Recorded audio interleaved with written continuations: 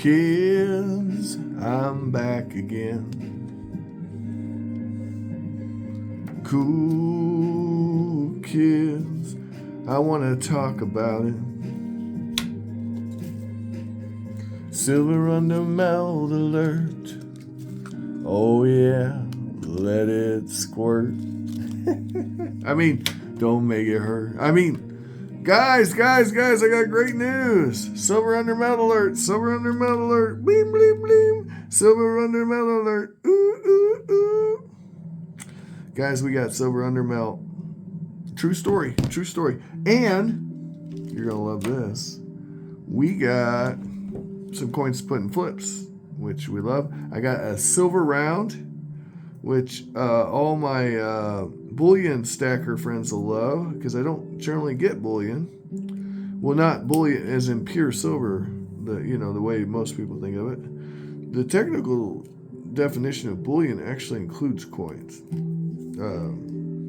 So yeah, what makes it bullion is it's a known quantity of silver. So if it's a known quantity, which a coin would be, it is bullion. Purity has nothing to do with it, actually. Now, I've seen various definitions, and the more modern definition is 0.999. So, anyway, this thing's dinged up, but I want to put it in as quite possibly the most hideously ugly coin I've ever seen in my life. And I also have to remember I own it, because when I do silver coins around the world, I'm going to do a Niue, or now, however you say it, video, and I'm going to have that coin, because it's the second coin I've ever gotten from Niue, and it was undermelt. So let me get you the prices on those. It was a pretty fun time sniping these. It was a couple weeks ago. Yep. Oh yeah.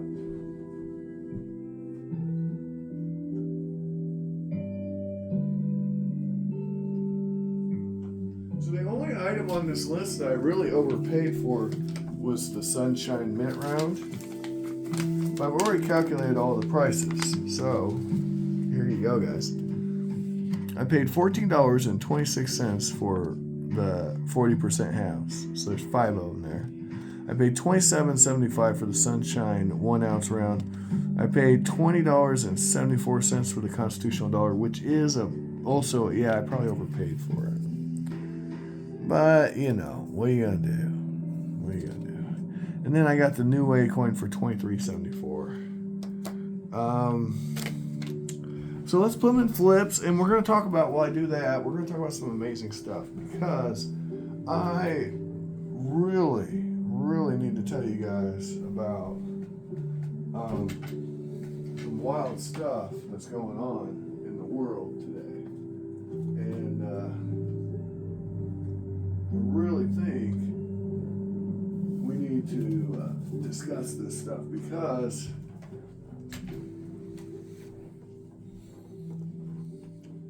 the truth be told, guys, the markets are changing. They're changing rapidly. I don't have a crystal ball, but I can tell you silver and gold are moving. They're moving. Guys, it's dynamic. It's a dynamic market, and you need to be on your P's and Q's right now. I noticed a great many people are buying gold right now. I can't tell you what to do. I don't give investment advice. I just play an investor on TV. And TV, by TV, I mean YouTube. So don't take anything I say, but I wonder if it might be prudent to consider the fact, and this is a fact, that silver is the buy right now. Consider that. I'm not saying that's gospel. That ain't gonna fit. This is not gonna fit in the flip. All right. Anyway, I'm not saying that's gospel. What I'm telling you is that if it were me, I would consider buying silver, or copper, or lead, and brass, before I bought any gold right now. But that's just me. Why, Josh? Why? Well, it's pretty clear to me that silver is at all-time nominal highs. Now, that's not adjusted for inflation, guys. That's just straight up dollar amounts, right? So after all of the Biden inflation, as they call it, as such it is, it makes you have to wonder what is really a high price for silver. And I will tell you, we're not exactly there yet, for sure, because silver, adjusted for inflation, to reach its 1980 high would have to be well over $100 an ounce, and that's not even getting into gold, right? Inflation adjusted, and we're talking way over $3,000 an ounce. So really the time to be selling your precious metals was 1980. No doubt about that. There was a nice little time in the teens, well, not even teens, the tens. 2011 and 2012 were the years to do it, where you could have done some GSR flipping and really came out like a bandit. If you were looking for ounces of gold, oh yeah. Yeah, check those numbers out, guys, because my goodness. Yeah, someone asked me, don't quote me on this, but I'm pretty sure it was my old buddy who has vanished on me, and I'm kind of worried. But then again, he's probably a busy man. And that is Poor Man's Gold. He moved to Florida, and I ain't heard from him. Makes me wonder where he went. But I understand. Look, man, I get in ruts too, man. Creative ruts. Life is a bitch, and you just keep going. You gotta keep going with it. So I hope he's okay. He'd let me know if he wasn't. I'm pretty sure. He's got my phone number. Anyway, my point, guys. I remember telling him that there's going to be a time. Oh, he was wondering. Yes, I'll come back. There will be a time again, but I was explaining to him the time to do a GSR trade, because he was like, GSR doesn't matter. And you know what? It's perfectly fair to feel that way, guys. You have to realize that silver has been in a rut since 2012. We're in... Now, that's not true entirely, because 2020 was a pretty good year to get into and out of silver. So there have been opportunities. I'm not going to say it's all been bad, but definitely could see how someone could be miffed with silver, for sure. Because it hasn't exactly been blowing it out of the water, yeah? Especially the last 3 years or so. But the thing is, there are opportunities. And the last big opportunity was in 2012. The GSR got really low. And that was your time to flip your silver for gold. And right now, GSR is really high. Great time to flip gold for silver. I think that the best times to do that have passed, though. The time to do that was 2020.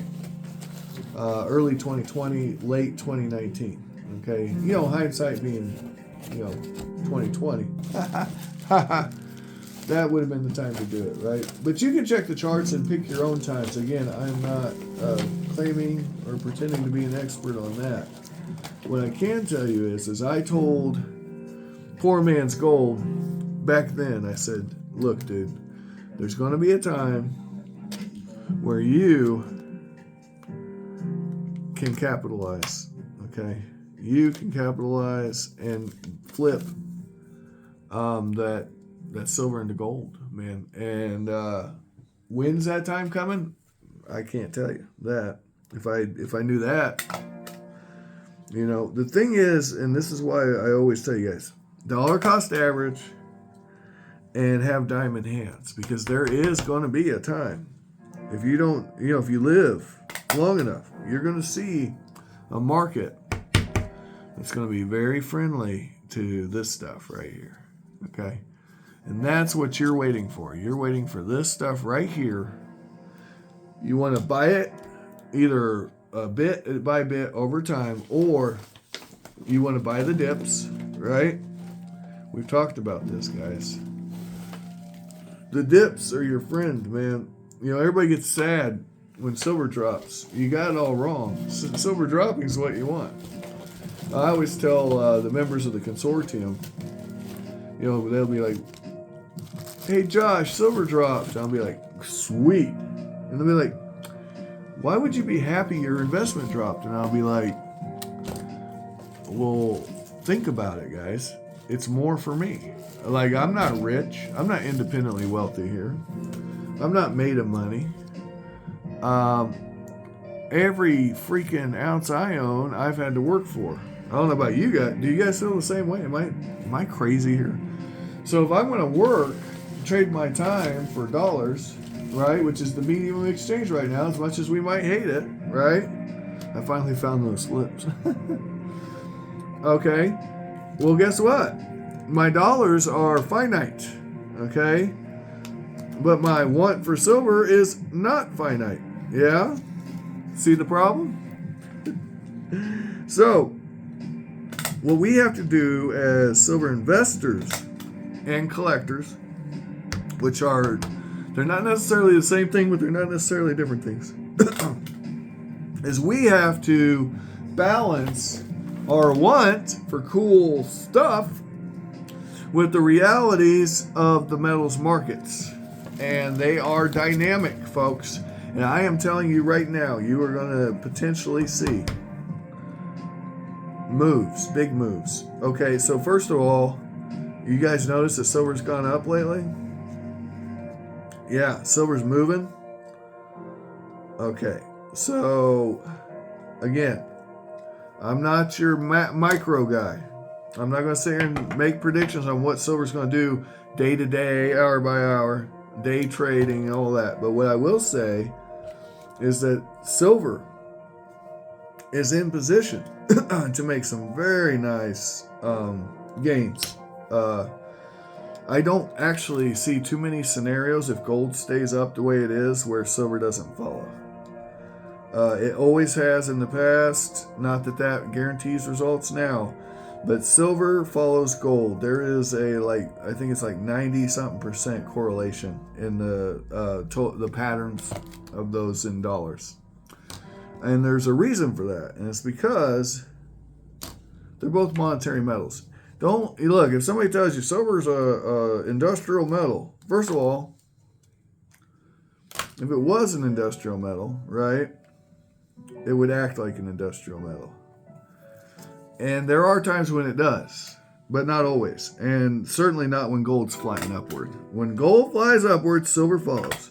Silver moves in a more volatile manner. In other words, bigger highs, lower lows. But the general pattern is the same. So gold is at all-time nominal highs. Silver is less than half of its nominal high. Guys, this is not... This is a no-brainer. This is not rocket science.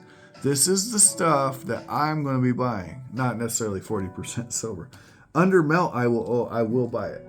Also, a couple more things to consider. So, if you've been buying for a while, you've already got your base stack, right? So, we've talked about base stack. What is that? What's however many ounces you feel comfortable having if the duty hits the fan. It's your goal, all right? You start there and then you work your way up, all right? So once you've reached your base stack, then you can be more selective about how much you buy and when you buy it. Okay? That's the whole point here. So you're going to have to find a point if silver starts going up where you have to decide if it's even worth buying anymore. Okay? That's the whole thing. So there's going to be a point where silver is going to go up to, say, $35, $40 an ounce. And you're going to ask yourself, is it worth buying any more? I've already got 3,000 ounces, let's say. Let's just throw a number out there, right? 3,000 ounces of silver, and I don't know if it's worthwhile to raise my average cost per ounce. Which, by the way, a lot of people say dollar cost average. That's not the same thing. Dollar cost averaging is the process that gives you a more balanced cost per ounce. But cost per ounce is the actual measure. It's what you paid per ounce of silver you own. It includes, actually, all silver you've ever sold or given away, too, if you do it properly. But I understand if you don't, and there's nothing wrong with that. You account for your time any way you want, because it's your time literally that you are selling to get this stuff. Okay, typically, I mean, unless you're out mining. Well, no, that's still, yeah, you're still trading your time. So basically, yeah, stacking precious metals is stacking your time, putting it into an asset that is has an intrinsic value. Right now, precious metals are not the only thing that have intrinsic value, but so we pay $2.86 per half here. So that's pretty good. That's pretty good. It's well below melt. Now they are 40%. Okay, so you don't want to be stacking only this stuff here. I wouldn't recommend it. Now again, you can do whatever you want, but if you can get it under melt, I don't see why you wouldn't. There's no reason. Some people, you know, they thumb their nose up at it. That's fine. That's your stack, man. Stack what you want. But just know that while you're not buying it, I am.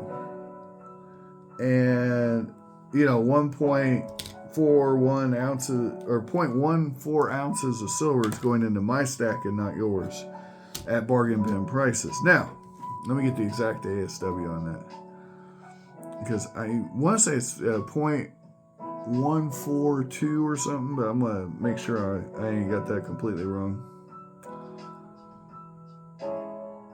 I don't buy a lot of these, so I don't have it memorized, unfortunately, like a lot of the other coins I have memorized.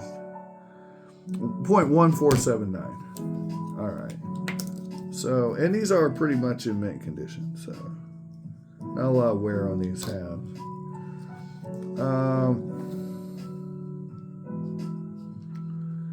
So yeah, if you can get silver under melt, I don't care what it is. I'm buying it. I'm in. Even if it's a freaking 10% Morales peso from Mexico, right? I'm buying it. I don't care. You know, those coins are cool anyway, the Morales pesos. But anyway, we talked enough about gold, and let me write out my flips, and then I'll turn the video back on. All right, quick review. These are the silver coins we got under melt. We've got this lovely Niue, lovely my ass. Quite frankly, this is the most embarrassing coin design I think I've ever seen.